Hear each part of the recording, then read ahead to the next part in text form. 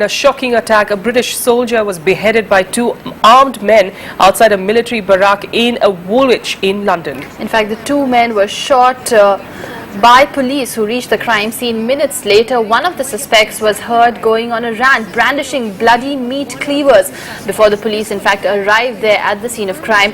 The attacker claimed he was avenging crimes by the British Army in other countries. The suspects are now undergoing treatment at a local hospital. The soldier was reportedly attacked outside the Royal Artillery Barracks. Security has now been hiked across military posts across London. The British Prime Minister said the case was being treated as a terrorist attack. We swear by the Almighty Allah, we will never stop fighting you until you leave us alone. We must fight them as they fight us, an eye for an eye and a tooth for a tooth. I apologise that women had to witness this today, but in our land, our women have to see the same. You people will never be safe. Remove your governments, they don't care about you. Do you think David Cameron is going to get caught in the street when we start busting our guns? Do you think your politicians are going to die? No, he's going to be the average guy like you. I've been briefed by the Home Secretary about this absolutely sickening attack in Woolwich in London. It is the most appalling crime. We obviously are urgently seeking, and the police are urgently seeking, the full facts about this case, but there are strong indications that it is a terrorist incident. People in every community, I believe, will utterly condemn this attack. We have had these sorts of attacks before in our country, and we never buckle in the face of them.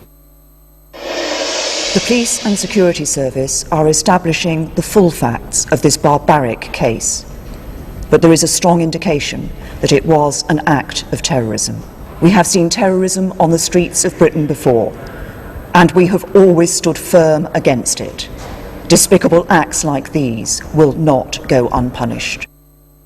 So what's happened in Woolwich is a sickening and unforgivable act of violence, and I know that thoughts of millions of Londoners and people around this country will be with the family of the victim tonight.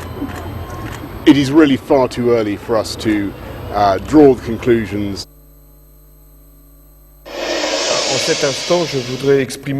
I want to express my solidarity to David Cameron and to the United Kingdom following the cowardly murder of a British soldier. We must fight against terrorism everywhere, and this means we have to exchange information, to work with our respective intelligence services, and to act wherever we can. This street is right next to the headquarters of an artillery regiment. Clearly the attackers were here looking for a military target. We also know from comments made by one of the attackers to passers-by that they wanted revenge against perceived British atrocities in other lands. The government here is treating it as a very serious terrorist incident.